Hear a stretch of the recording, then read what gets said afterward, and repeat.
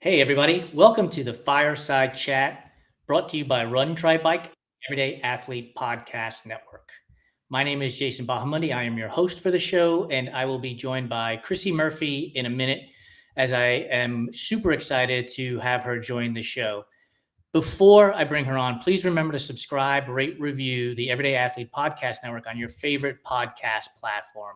We have a number of different shows on there where we are talking about running and music, running and food, Q&A, serious conversations, men's mental health, and everything in between. When you get to your favorite podcast platform, be sure to subscribe, rate, review, and comment so that we can continue to bring great stories to you, like the one we will be having with Krissy here in a moment. So before I keep rambling on and ruin your afternoon, let's bring Krissy to the show and have a blast. Hey, Krissy, how are you? Trying to get this down. Oh, it's okay. You're good. Take your time. I can see you. You look good.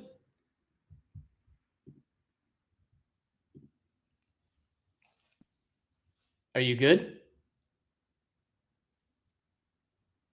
I can't get it. Okay, let me try the computer.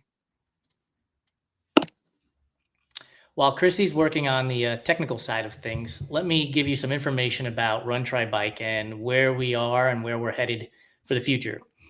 What you're going to see from us is more behind the scenes videos and posts about the athletes that we are interviewing, about the process that we go through in finding these athletes, as well as how we're sharing our podcasts, as well as our articles that you'll see out there. We'll still have articles coming from fantastic writers like Holly Sick and Dylan Roche and Christine Reed, excuse me, amongst many others. So it's going to be super exciting to have a lot of the stories going on, and we'll continue to bring them to you, but with a little bit of added behind the scenes components.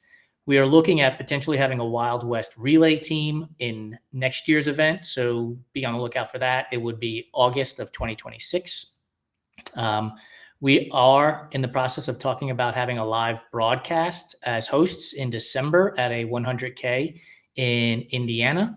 And then also RTB Awards is still moving forward really fast. We are excited to be able to help race directors with their athletes in terms of memorabilia and awards to really continue to tell their story through winning these awards that they get that are handmade by Joe Harden as part of the RTB Awards. And then just lastly, podcast growth. We are 3 weeks away from our first year as a network, and I can't wait to reveal some of the numbers that we have seen over the past 12 months and really what you guys have done to help us grow this podcast platform. Super excited for.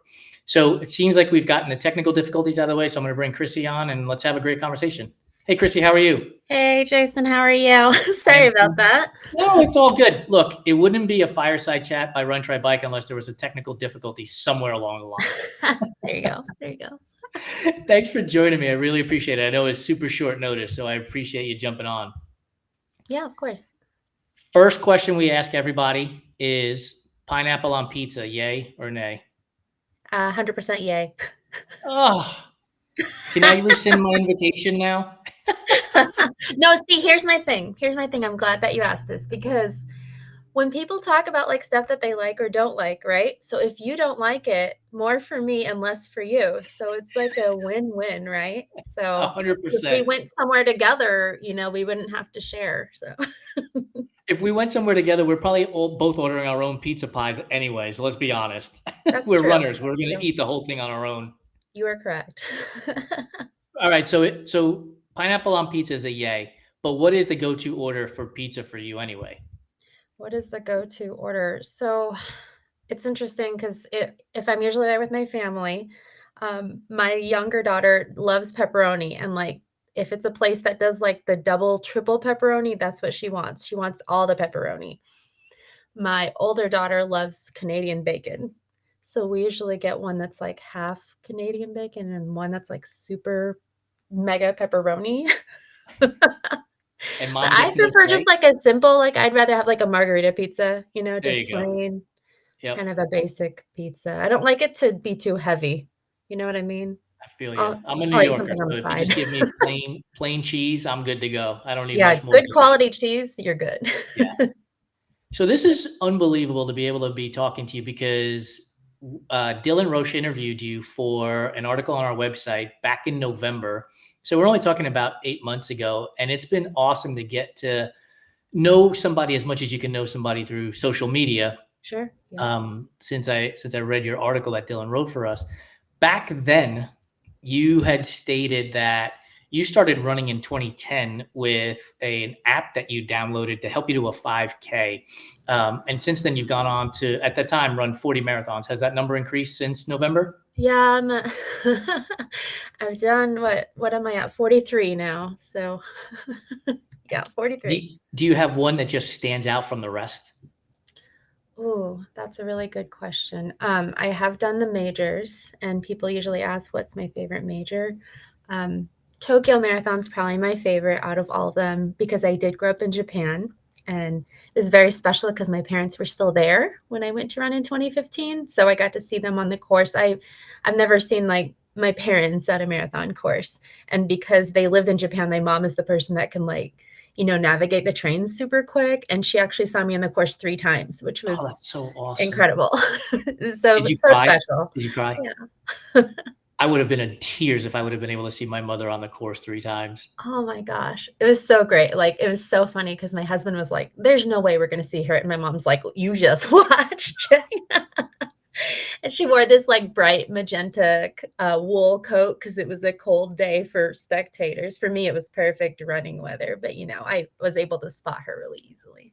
So that So was nice. is your style come from your mother then? Because you wear bright colors too when you're out there in the pictures you post.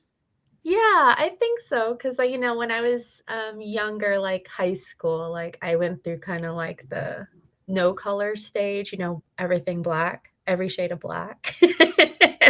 And my mom always tried to, like she's like, "Well, you could add, like, 1 color or 2 colors." Then all of a sudden, like, something snapped to me when I grew up a little bit, And I was like, "Oh, yeah, colors are pretty fun." Well, Yeah. I'm telling you, I'm glad whatever snapped in you because I love seeing the pictures of every color of the rainbow.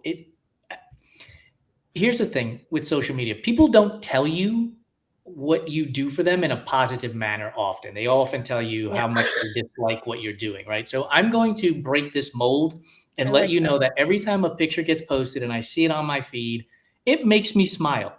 Oh. There is something about your energy that is super positive. And is that something is a way you've always been? Have you always been that I'm bringing the energy to everything I do, even in the monotone color days? Yeah, I think, yeah, it's kind of in like work in progress, but yeah, especially as I get older, I think like you know, like time is precious. Like you Yes. don't, life is short, all those kind of cliche, but you're like, I'm not gonna do something if it's not fun. And if I can make it more fun, I'm gonna try to do it every single time. So yeah, that's When did running become fun? Because if you downloaded a 5K app, presumably you're like, I don't know what I'm doing here. I'm just going to follow this app. And, unless things went swimmingly well right out of the gate, when did running actually become fun for you? Was it right away? I think it was probably like maybe like 10 months to a year in when I realized I'm like, hey, you can take your goals seriously, but you don't need to take yourself seriously. So Ooh, I I think like that. that really helped because I talked about this to Dylan, but in my first half marathon, like I didn't know you were allowed to walk. Like, Okay. What did you think was going to happen? I thought What? like because I heard of sweepers and I heard of like sag wagon, and I'm like, the second they sense you walking, they're gonna come and get you. And I'm like, and so it was a Disney race, so it's like, very congested in Mickey's the going to pull you road. off the course. So I'm like running off road, running in the grass. I'm like, oh, I can't stop. Just keep going. And then, I finished the race a little over 2 hours. Like, I think it was like 2 hour, 4 minutes or something. And I turn around and I'm like, oh my God, there's so many people behind me. And I'm like, so it was like lesson learned. I mean, it's wild to think, that was 2011. but like social media was just like not how it is now. So there's no Yeah. way like I could have like asked people or anything. Like, I was like, oh, lesson learned. Okay. Is that the wildest thing you can recall thinking about running when you first got started, that if you thought about it today, you'd be like, seriously, Krissy, that's what you thought was going to happen? Yeah. Probably that's probably one of the craziest things that I thought. And like I think my first running watch I got was a Garmin, but it was one of the Garmins that didn't connect to GPS. Like it was just like a step counter, like a fancy step counter. Yeah. And I was just like, oh, I'll never need one of those fancy watches. Like maybe I should downgrade and just get like a Timex, Yeah. to see how far you're running. And there's sometimes I think time and place, like sometimes that probably is a good thing to do. But yeah, it's funny. Yeah, you're like, well, it's going to be basic. I just need like a pair of shoes, like a regular watch. But then you get swept up in, Is that not gear. the biggest lie in our sport? Like, oh, you just need a pair of shoes and shorts and you're good to go. And for the most part, that's true. But you're right. You get caught up, I guess is the way to say it. But you find yourself healthier, you find yourself improving, you find yourself happier, and like, I want to do more, right? And Yeah. for some people, more is running 300 miles, and for other people, more is racing 5Ks more often. Whatever the Right. more is, you find yourself in that space.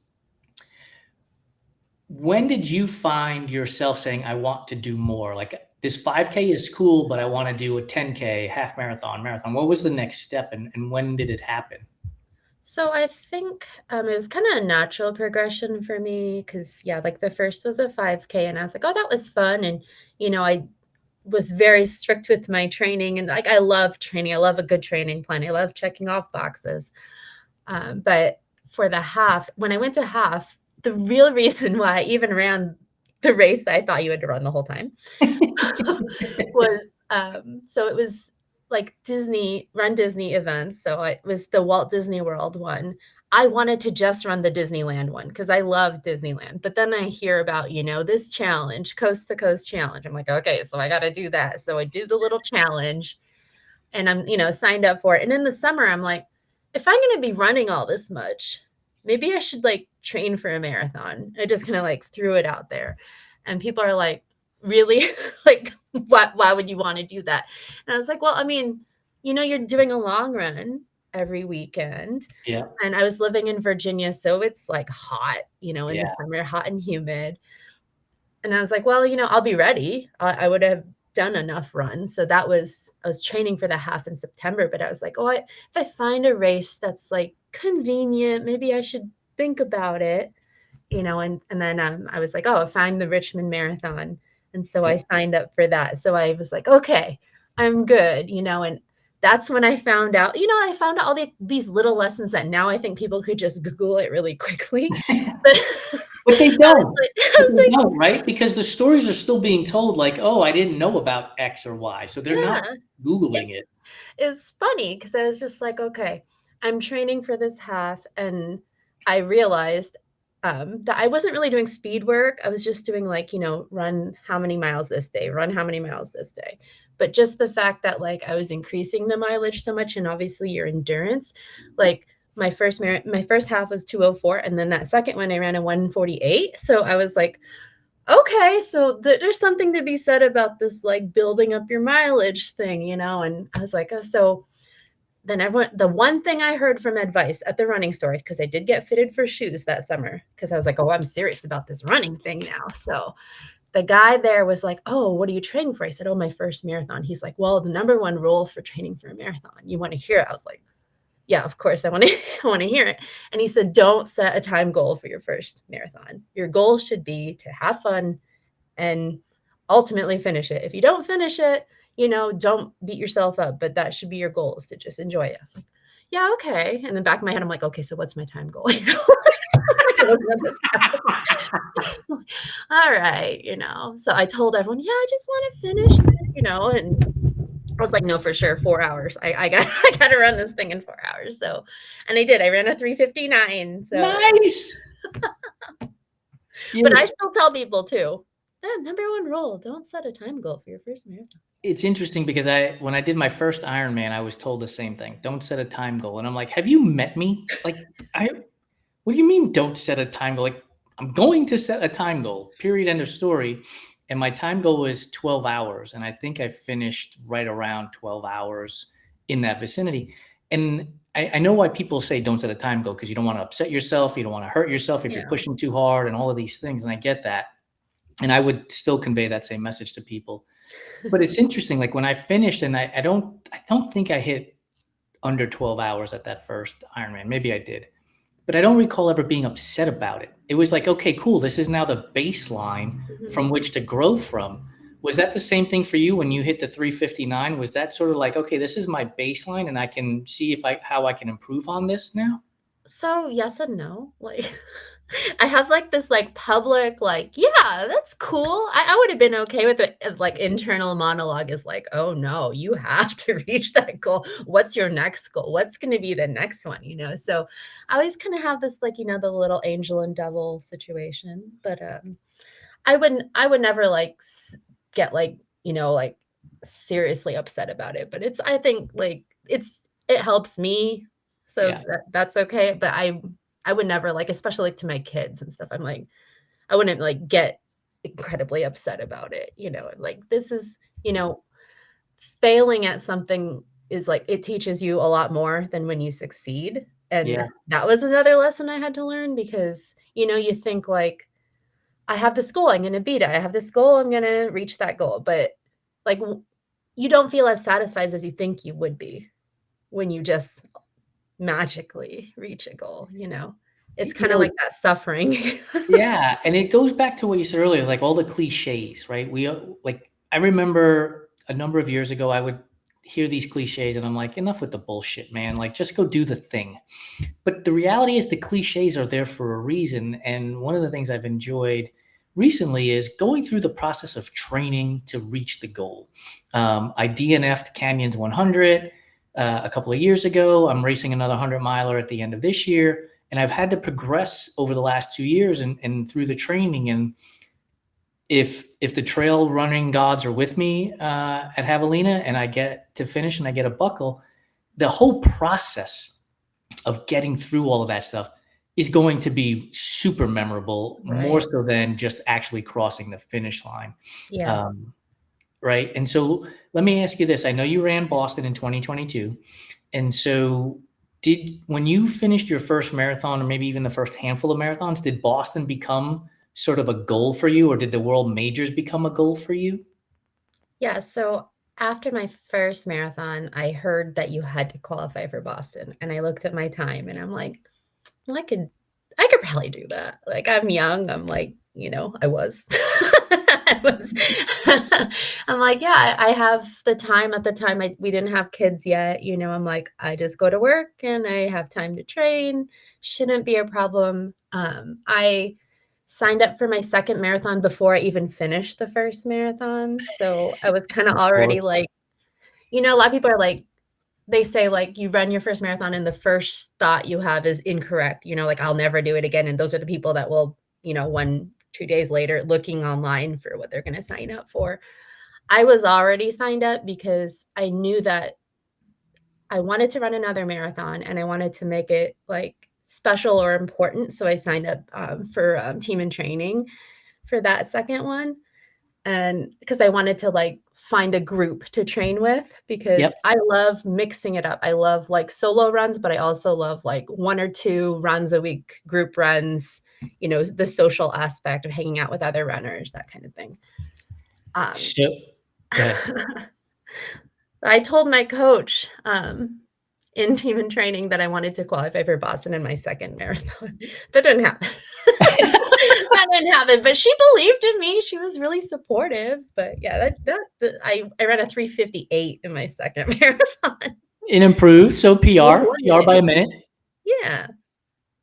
So that was fun. But yeah, I mean, like we were just talking about, it's like all like at the time I was frustrated, kind of disappointed in myself, stuff like that. But now it's like so much more interesting that it was such like a journey to get to the goal, and I have all these stories and experiences that kind of like paved my way to finally reaching it. And it was more satisfying. How many attempts did it take for you to qualify for Boston?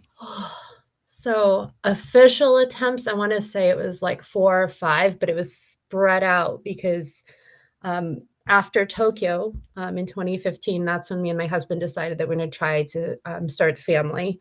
So there was that little span between 2015 and 2018 that I ran one marathon in there. But it was like not to qualify for Boston. It was just to be like, where's my fitness after having one kid? Yeah. And I ran a 340. So that was like I took off some more time. So that I was like, okay, I'm on my way. This is good, and then I had our second. And after that, that's when I was like, let's get serious again. But because of that time span, like it ended up being like 9 years for me to finally reach that time. Yeah. That's a phenomenal story and a great lesson for people who are just getting into this sport, or maybe they've been around for a number of years, who are getting frustrated with either progress or delayed satisfaction. Let's be honest that, look, it took 9 years for you to get to the goal. And sure, maybe 1 or 2 or 3 of those years were family oriented, but that's life, right? Like life happens that way.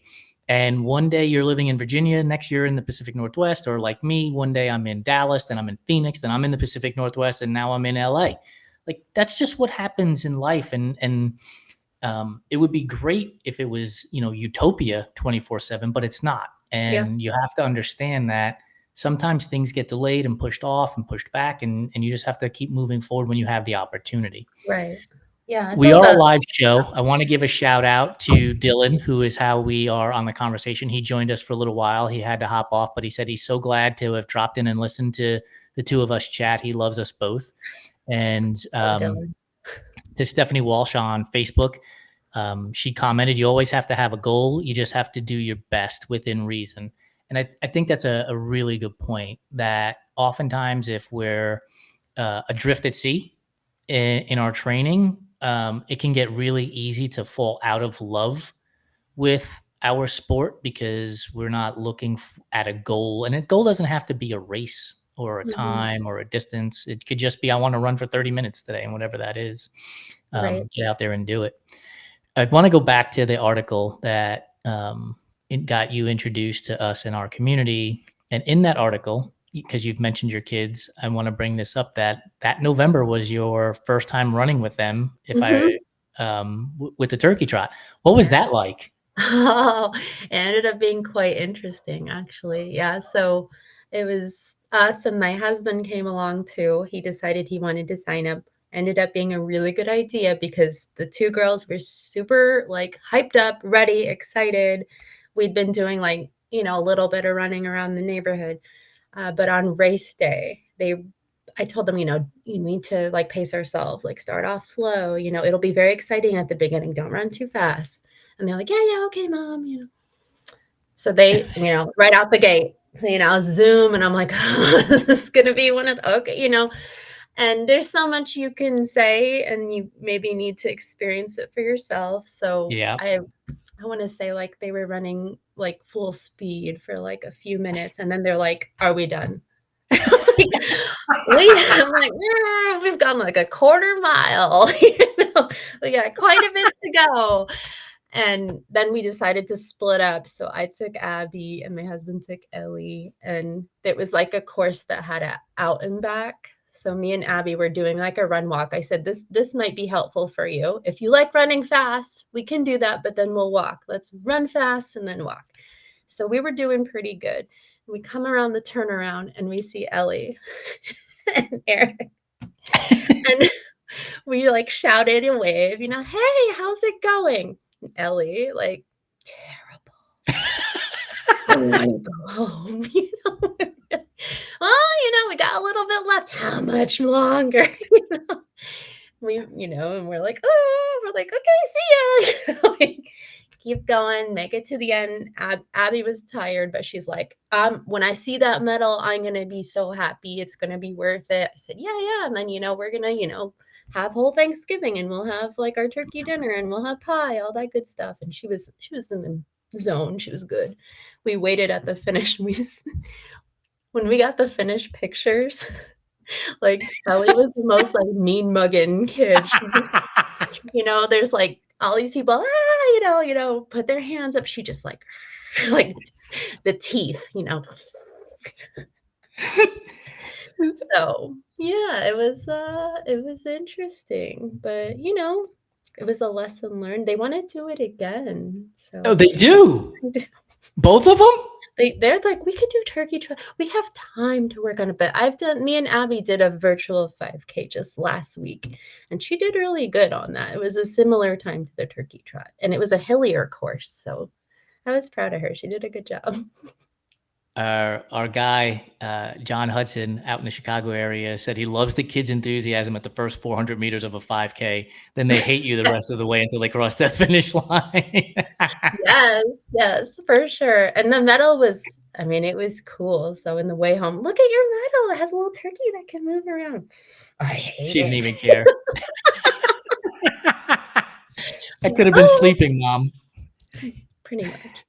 They're like, you I do could have this been. for fun? How much longer is a marathon? I'm like, oh, it's like doing that 8 times. They're like, oh, why?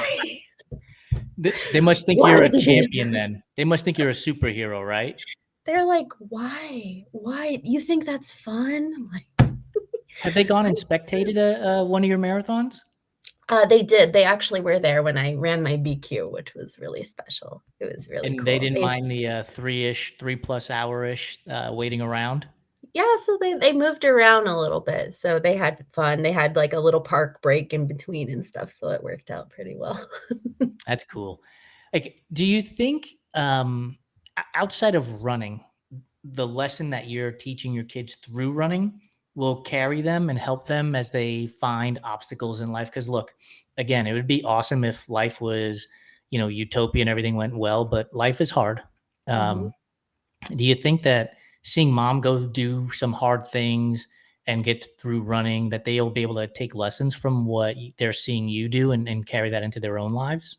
I really hope so, and I've even talked to them like when they've said before, like, we wish we could like running like you. I'm like, that you don't need to like running. You need to find what you like, and that's the important thing. Like my daughter, Abby, she's like really good at tennis, and I'm like the worst at tennis. I'm like, look at that. Like, you know how you feel like so proud when you can like volley the ball back and like, challenge your friends. And she's like, yeah. I'm like, I could never do that. And I think it's really special that you can do that. And you can like think of things that you want to do with that sport or anything else you want to do, so you can like take just like your dedication to something and apply it to what you want to do. And that's totally fine. And she's like, oh, so I don't have to like running. I'm like, there's a lot of people that don't like running. A lot. We love to tout the fact that 1% of the population has run a marathon. Right. That means that 99% of the people have not. There's a lot of people that don't run, and that's okay. Exactly. And I think I've seen like those t-shirts that say like our sport, like running is the sport that's like other sports punishment. Exactly. Like is in high school, I was a soccer manager. And I remember like, if they did anything wrong or out of line, running, you'd have to run laps, I mean, that was my experience when I played high school baseball and football. Running was punishment. And I would look at the kids running on the track and I'd be like, why? Like, why would you do that voluntarily of all the things that you could be doing? And now I'm running 250 milers, which makes zero sense in the grand scheme of things. It just makes no sense. I want to hear if you have a story similar to your kids, because Krista on Instagram said that your kids run at that 5K race where you just zoom out for a quarter mile and then wonder when it's going to end is exactly what it was like for her first race. And I have a story very similar to that. Do you have one where you went out like that and just all the wheels of the bus came off? All the wheels just fell off. Yes, I do. I do have a couple, but one of the ones, so thus far, I've not DNF'd a marathon. So this is the story of the one I almost did, because let me get my dog. So it was in Charlottesville. It was after I ran the Baltimore Marathon, which is another whole story. I ended up with like a bib while in the middle of a training cycle, but it was like a day I was supposed to run a 20 and I got a Baltimore Marathon. Well, it's a 20 miler with a 10K. Yeah, that's fine. So I ran my PR there. So I was like, oh, so this is great. I'm so set up for my marathon in December because that was October. I'm so good. But so this course, I don't think it exists anymore, but it's in Charlottesville, Virginia. It's called the Three Bridges Marathon. It is like a loop course. You have to run 6 times, like up and down this road.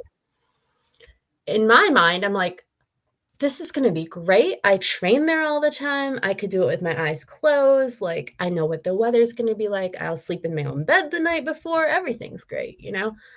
Then there's this other gal named Molly who lived in the area, and she was like kind of a semi-elite runner. And I'm like, I'll see her on there. I'll just see her like, you know, lapping me, which will like motivate me to see her. And it really did. Like she'd wave every time. It was wonderful. But I think like the second and a half time, I'm just like, this is the worst day of my life. like the weather was perfect. Like there were spectators on this boring road, which is shocking that there were spectators because it was like family members. It was a pretty small race. I think it was only like 150 people or something, pretty small. But it was just so bad. And like there was not even a parking lot. Like you parked next to the road. And I was like, I could get in my car and just drive away. It was not chip timed. Oh. It was just gun time. I'm like, I could just get in the car and leave. They'll be like, where's Krissy? And no one will care. You know, like, it'll be fine. But in my brain, I'm like, no, keep going. And I had gone, you know, marathon pace. I didn't overdo it, but I was doing the pace I was supposed to do at the beginning. And just like, that was the race that taught me like, you could physically be ready, but if your head's not in the game, it is over. You know? Yes. It's just not going to happen. And I think I ran like a 4:01 or something. And it was just like slow enough to be disappointing. Yeah. Like other people, I'm like, I was trying to be like humble. I'm like, oh, other people would love to have this time. This is a good marathon time. And I'm like, I just ran a 3:43 like 2 months ago in Baltimore, where everyone says it's hard to run a fast race, you know? And it was bad. Something to be said for recovery too, right? Like, so for me, a buddy of mine, I was living in Dallas at the time, says to me, I think we should beat a friend of ours half marathon time. And I'm like, what's her half marathon time? And he said, it's 1:31. And my PR at the time was like 1:36. And I was like, yeah, we could do that. Sure. When's the race? He said, in 2 weeks. I was like, okay, sure. So I think I did like 2 speed intervals over the 2 weeks of training. And we get to the start line and we're literally like the first 2 people at the front of the tape to start because, you know, I need to get going from the get-go. Otherwise, this is never going to happen. And the first 2 miles are like 6:58, 6:52. And I looked at him and I was like, holy shit, we're going to fucking do this, man. Like, I feel great. This is amazing. We get to the 5K mark and like I could see people now passing me, right, as the pace goes down. And this course is just a straight line. So you could see where you have to turn. And it looks like this is Texas. It looks like it's in Oklahoma. And I'm like, oh my God. No. And at the time, so the 130 pace crew is behind me and they pass me. Then the 135 passes me. Then the 140 passes me. Then the 145 I get to like mile 9 and I'm like, I have to stay ahead of this 150 pace at this point. Like no matter what I do, I don't care how bad it hurts. I have to stay ahead of these guys. About mile 11 or 12, I think they passed me. And I think I finished at like 152. So somewhere around 21 minutes off the goal pace. No big deal. No big deal. I mean, but I was in like everything hurt. It was awful. And I feel like your kids felt at the turkey trot. Like it was like the first 400 meters. And then it was like, how much longer, Mom? Why would I do this? This is that works. That's all. Yeah. Yeah. A couple of things I want to get to before we run out of time and join in on the food conversation is you're now run streaking with the cool kids, as the hashtag says. Yeah. And you mentioned in one of your posts that you've never run streak before. Yeah. And so what was the motivation to get you to start this? You're now 10 days into the running with the cool kids run streak. What was the inspiration to get you to do this? So I'm usually training for something, and this time of my 2025, my next big goal is going to be in the fall. I do have a summer goal, but it's a 5K. So I'm not doing distance right now. So I'm like, this is the perfect time to just be like keeping moving. So you can do like 1 mile or whatever. So the other day I did like 1.3 or something for my run.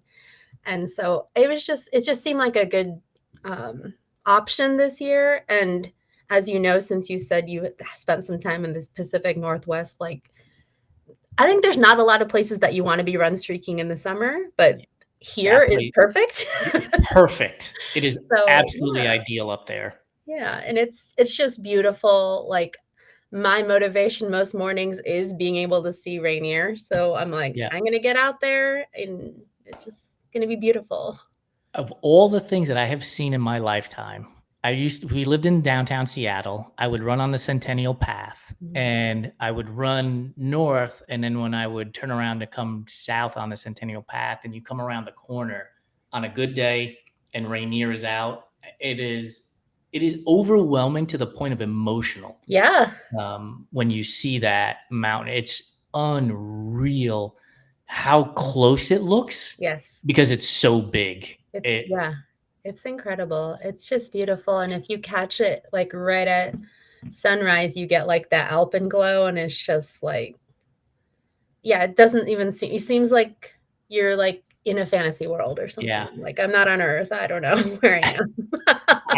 I don't know if you follow him, but I'm gonna definitely mispronounce his last name, but his name is Stephen Leong, Leong. He's a photographer and takes pictures around Seattle. I follow him on Instagram, and oh my goodness, the pictures that he takes, especially of Rainier too, are unreal. They will make you want to move to Seattle because they'll make you jealous of what you see there. The other thing that you're doing is you're also raising money for, and please help me if I mispronounce it. Is it pronounced P flag or is it flag? P flag. Yeah, you got it. What is P flag and why is it important to you? Sure. So P flag is actually, it's a organization that provides resources for it's like parents, friends, and anyone that like has someone in their life that's LGBTQ, and just helping support them as well as like, you know, the actual people as well. But it's just it's important to me because I think especially the way things are right now, it's like so many people are driven by fear, and it's so important to like offer assistance to people, like especially people that are just scared and they don't know what to do. Instead of telling someone that they're wrong, like they're like, I don't like this, it's against my beliefs, I don't think, you know, that this is right, to like approach people in like a friendlier way, because sometimes that's what they need.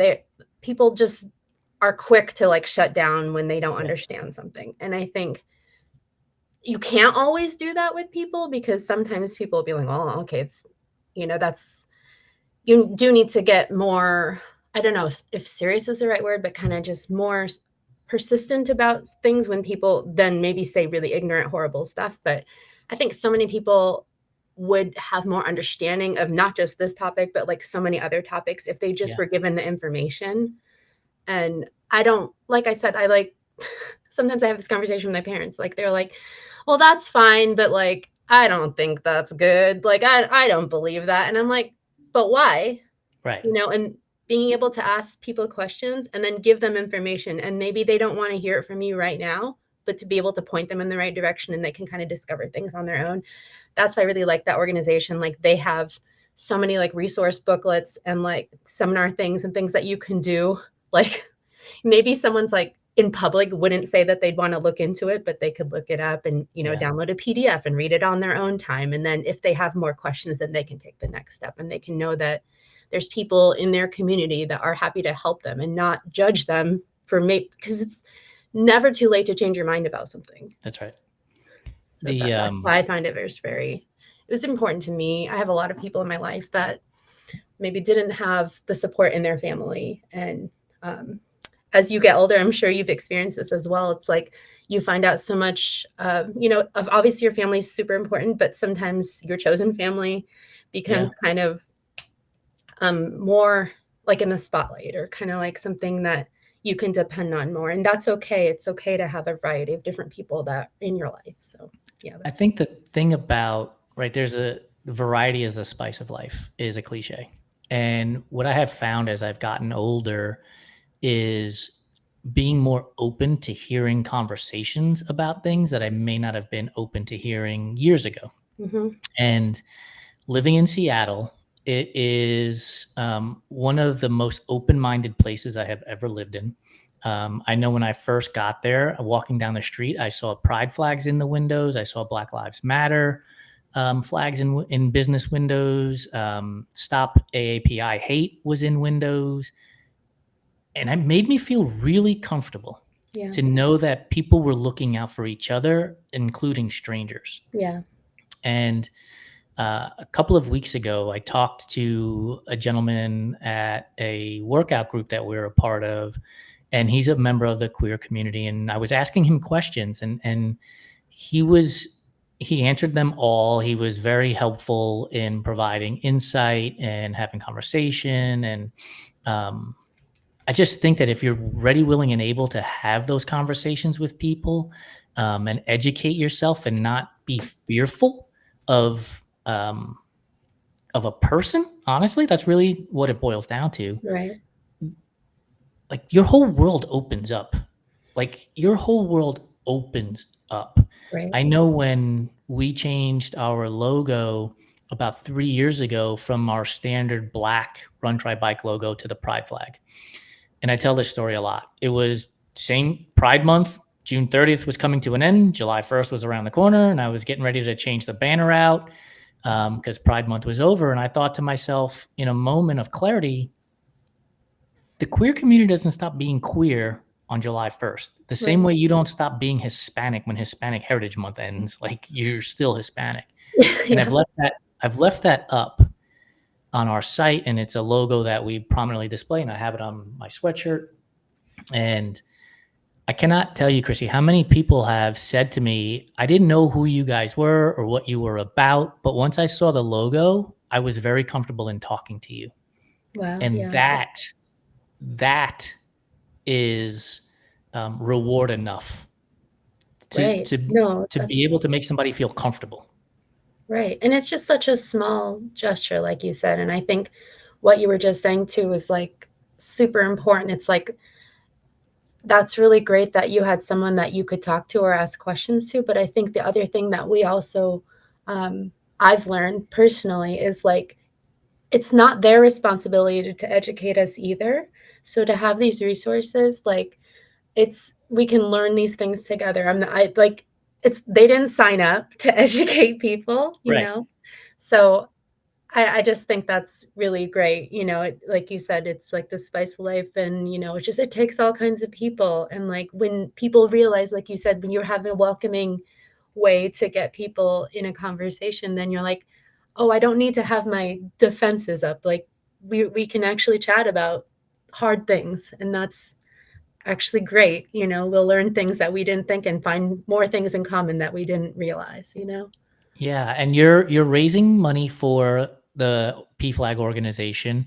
Do you have a URL that you can share with our audience, and we'll put it in the show notes? Oh, sure. It's just if you go on my social profile. So I'm sure that, if you just find it Krissy Murphy, it's just in my Meta profile. I actually just talked to Meta recently about fundraising. So it's actually pretty interesting. They're asking me how I use it. And I'm like, I love using it because it makes it easy for people to get involved. Because so many times, I've fundraised for many different organizations that are important to me. And so many of the times people want to help you, but they're like, there's too many hoops to jump through. Yeah. And, it's challenging or whatever. And I'm like, yeah, it's all there. And, it doesn't take too much fees and stuff like that. So that's nice. You said you fundraise for a bunch of different organizations. Is that something that was instilled in you as when you were a kid, or is that something that came along as you made your way through life and you saw some obstacles that people have to go through and you wanted to help?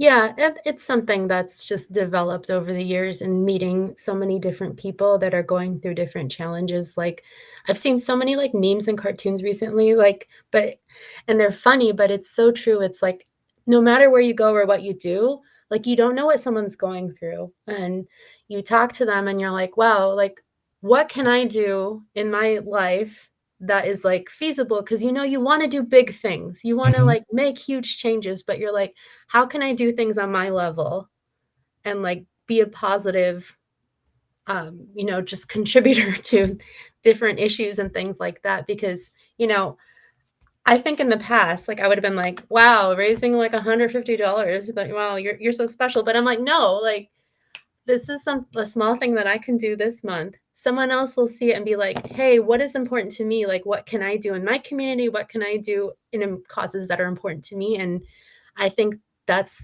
the beautiful thing that happens. And it's just really special. And it sparks so many conversations too. Yeah, and I think social media has distorted what success looks like, right? So if you raise 150 bucks, that's 150 bucks to an organization that didn't have 150 bucks before. Exactly. Yeah. Right? Like, and that's a big deal. Would it be great if it was 1,500 or 150,000? Sure, it would Yeah. be absolutely phenomenal. But it's still a contribution to an organization that wouldn't have had it to begin with. Yeah. And I think one of the things that we have to learn is perspective. Like social media is great at distorting perspective, right? Yeah.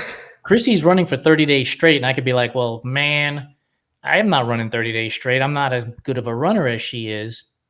But let's say you ran 1 mile a day for 30 days. You'd run 30 miles. I'm Right. going to do that in a week, Yeah. right? So now there's that, right? Like it's perspective about Yeah. how we look at things. And I just oftentimes social media can distort in a negative way our Yeah. perceptions. I 100% agree. It's like one of my good friends, Angie, she's been on this streak for like 1,500 days. So I Wow. see like her streak and I'm like, I think me like a decade ago would have been like, well, my little streak looks so pathetic, but it's like, no, like everybody's doing something that's important to them. Like Yes. and she literally today wrote a post that said, I've been doing this streak for X amount of days. It might not seem important or cool or impress anybody, but it gives me something that I can do every day that's getting me active, and I think that's really cool. Like it's part of her life. It's not like a task anymore, Right. So that's pretty neat. Before we jump into the food questions, John Hudson said he loves the run streak and good luck to you. And he Thank also mentioned that the Seattle waterfront path is one of the most magical places to run. And It's so beautiful. it Wow. really is. Like, honestly, if you can afford to, just buy a plane ticket, drive there, and just run on the Centennial Path, even if it's for 30 minutes, your life will be changed. It's breathtaking. Yeah. And I love here's it. another thing. I want to dispel the rumor that it rains all the time in Seattle. I lived No, there for a no, no. year. It's Here's my awful theory all the time. as the sun beams in from behind you. Here's my theory. Lori, my wife, and I rewatched all of Grey's Anatomy. Oh, And yeah. in nearly every episode of Grey's Anatomy, it rains. Yeah. And I said to her, I said, I think this is why people think it rains all the time in Right. Seattle, is because here's a super popular show, and just about every episode, it's raining. Mm-hmm. But that goes back to your perspective thing, because the Grey's Anatomy hospital facade is like a news station. So it's like there's so much that is just not even real, Here's and the we walk thing. right by it for in December I ran the Seattle Marathon, and they stage it right by the Space Needle. And I'd never even watched Grey's Anatomy, but I've watched like scenes from it in the opening and everything. And no matter what, it's like it's in your brain, right? So I when I walk by, I'm like, I can hear the Grey's Anatomy music. It's just wild. It's like these things that they become part of just culture. And Here's the really wild thing. So we lived a block away from that TV station that was wow, used as the front for Grey's Anatomy. And so when we would watch it, I'd be like, there's the helipad. And that's the thing that they were using as the that's funny. scene on Grey's Anatomy. Yeah, we Wow. lived a block and a half away from Yeah, the you were Space right in Needle. that. Wow. I absolutely love that apartment. I could get out of the elevator, get pizza, get muffins, get coffee, get French baguettes, all Ooh. within like a quarter of a mile. It was Oh, it's glorious. great. It was glorious. I love it. Well, I appreciate you joining us. We're going to jump into our rapid fire food questions, which aren't really super rapid fire. You take your time to think about them. Okay, All right, you ready? I'm ready. All right. So, Oreos. Are you a fan of the old school Oreo, the Cakester, the thin, the double stuff, or the mega double stuff? Regular. Is there a particular flavor of Oreo? So I love trying all the new weird ones. The weirdest ones, the better. So my favorite ones have been the Swedish fish ones. And what does it taste like? Does it actually taste like a Swedish fish? Oh yeah. Really? Like everybody else in my family was like, "Bleh." I'm like, oh, it's so good. Did you try the Pop Rocks one? I tried those. I really loved those. The toffee crunch one was really good. And I was just talking to someone today because I need to try the new Selena Gomez ones. So. Santino just popped on and typed in Selena Gomez Yes! Oreos. What's a Yes. Selena Gomez Oreo? I have no idea. I'm out of the loop. Yeah, it's like I think it has like a condensed milk and cinnamon situation going on. It's almost like a dulce de leche I Oreo think, then. yeah, and I think it like the cookie part is a little different. He could probably he just got them today, I know. And I was like, I'm going tonight to the store. I'm gonna pick them up. Santino's eating enjoyment precedes him. So let's talk about how you eat the Oreo. Are you a twist and scrape? Are you a dunker, or do you put the whole thing in your mouth? I'm like a nibbler. I keep Okay. it as a sandwich, but it probably takes me like 4 bites to eat an Oreo. Santino said they taste like Disneyland. Oh, that's wonderful. I'm so excited. They taste like Disneyland, and I can't explain it beyond that. Okay, I'm ready. I can't wait. Licorice. Are you a fan of licorice? And if so, red or black? Black. It's my favorite. And I No. like it. I love everything black licorice flavored too.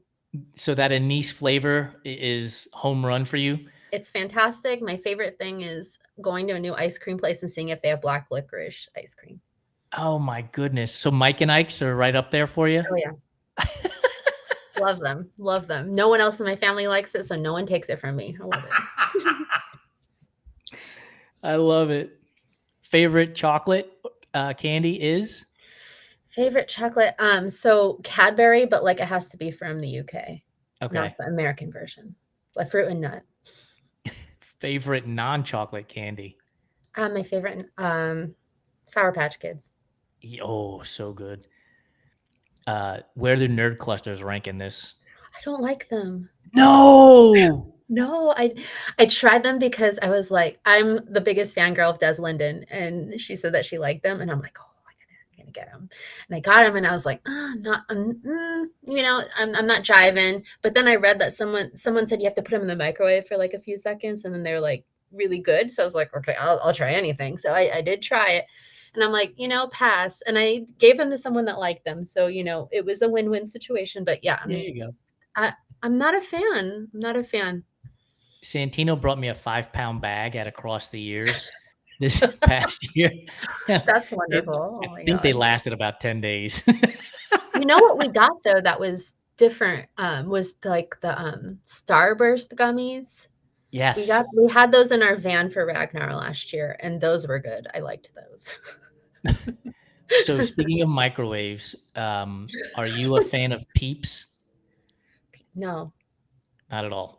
No, I'm not a Peeps person. I do like Peeps dioramas, but not eating them. What's a Peep diorama? Have you not seen the Peeps dioramas? Like, No. Oh my gosh, Google it later. People do these like intricate scenes with Peeps. Like you get like a shoebox, and they like do like, like they'll do like a Supreme Court thing. They'll do like a sports arena, like movie scenes with Peeps. It's incredible. This is why I love people. Like, there's no way on this green earth I would have thought of something like that. And there are people who do this stuff. Mm-hmm. Like professionally. Like it's wild. Yeah, definitely check it out. The reason why I brought up the microwave is because people have told us that in order for me to enjoy a Peep, because I don't like them at all either, is to put them in the microwave. To have fun with it, you put toothpicks in their beaks, and when they expand, it's called peep jousting. Oh my So God. do with that what you will. That's But no, I'm not interested in peeps whatsoever.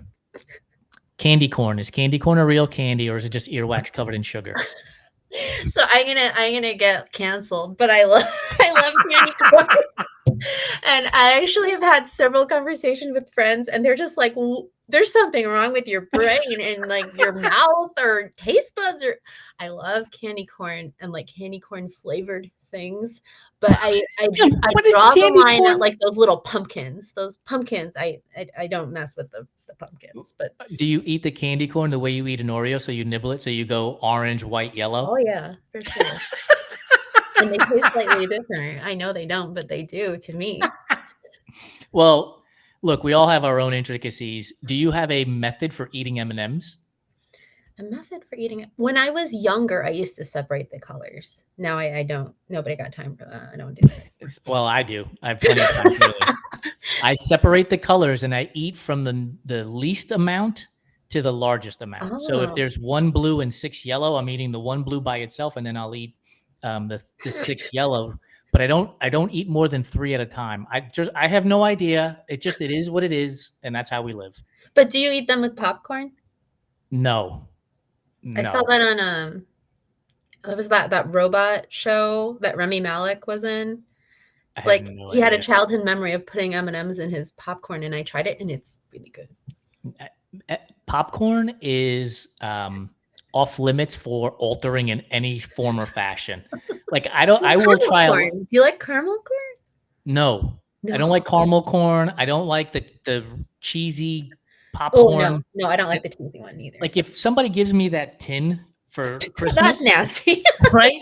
Like I am now blocking and muting you. You are no longer a friend, is what I know. Like the only tin I will accept is Garrett's from Chicago. That's the only one I'll take, because that one is fresh and delicious. Not like those Christmas ones that like they packed those like 7 years ago. Exactly. It's like styrofoam becoming home. It's awful.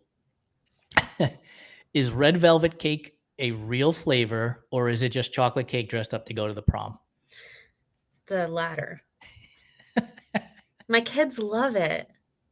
Are you getting it from a bakery, or are you getting it from the grocery store? From a bakery, or we did make it before, and I told them they were grossed out because like one of the recipes said like just put red food coloring, and I said, oh, we should use like beet juice, and they're like, beet juice, vegetables, no. And I was like, you won't taste it, and it'll look like a better color, because if you do it wrong red, it'll be like murder red, not like beautiful red, But no, they were like, no, not again. So it has to be from like a legit bakery. Yeah, because the legit bakery does the alkalized cocoa, and the buttercream is phenomenal, cream cheese frosting, whatever it is. Yes, but when you go to like Kroger or Albertsons, like that's just, dyed chocolate cake. Yeah. It's nothing other than that. Pass. Do you have a favorite flavor of cake? Carrot cake. Yes. Raisins, yes or no? It's not make or break for me. If it's like the right ratio, it's fine. I don't want it to take over the situation. No. Pecans or walnuts, yes or no? Walnuts. And pineapple in the carrot cake, yes or no? Not in a carrot cake, but that's like a hummingbird cake, which I really like. Yeah. So I've had the pineapple in a carrot cake once, and it was really tasty because the pineapple wasn't too overpowering, and it added a little bit moisture to it. There's a place in down in Florida called Homecoming, Art Smith's Homecoming, and their thing is the hummingbird cake. And I got the recipe, so I make it at home sometimes. And I'll buy my plane ticket. We'll come hang out. It's so good. Super good. Last question before I let you go. Tray of brownies has come out of the oven. It's been sitting on the counter long enough for it to cool, so you can actually touch it. Are you going to the edge for the corner slice? Are you going to the edge that just has the ooey gooey in the middle and the crusty part on the edge? Or are you going straight into the middle for 100% ooey gooey? All 4 corners. Let the kids and your husband fight over the rest. They like the inside. I lucked out here. but I do that thing where, you cut the small piece. I'm just eating a small piece and then there's a big chunk missing. Oh, I don't know how that happened, Do you leave the knife in the pan too? Oh, for sure. And you have to use like a plastic knife because that cuts it right. Yeah. Plastic knife. Oh, actually, I forgot. I do have one more question. How do you make do you eat peanut butter and jelly sandwiches? Oh yeah, I love peanut butter jelly. So how do you make them? And here are your options. Do you put peanut butter on one slice of bread and jelly on the other and then smash them together? Do you put peanut butter on one slice of bread, jelly over the top of that peanut butter, and then put the other piece of bread over top and smash it? Okay, for my kids, I do the first one, peanut butter and jelly, and put it together. For myself, both peanut butter and then one layer of jelly. So it's like a double peanut butter situation. I love peanut butter. Yeah. And how do you cut the sandwich, if at all? Do you go 2 triangles, 2 rectangles, 4 triangles, 4 squares, or are you just eating, raw dogging it straight in? Raw dogging. 4 triangles. 4, yes! And I set them up on the plate so they look like a mountain range. Yes, and then do you eat them with your pinkies up because it's Yeah. a fancy? Yes, course. finally found somebody. Yeah, for sure. We're gonna be fancy PB&J eaters around here, man. That's right. That's how we do it. Krissy, thank you so much for your time. I really appreciate you joining me on this Fireside Chat. It's been great getting to know you, and keep posting those vibrant colored smile from ear to ear pictures. I know they make my day, and I'm sure they make thousands of others' day as well. Well, thank you. Yeah, it was great chatting with you. Thanks so much, Jason. For those of you who have stuck around the entire time, thank you so much. Time is the greatest gift that we can give to anybody, and you've given me your time. So thank you very much. Check out the Everyday Athlete Podcast Network wherever you get your favorite podcasts, and be sure to subscribe, rate, review, and comment where you can so that we can continue to bring great guests like Krissy onto the show. Thank you so much for joining us, and we'll see you in 7 days.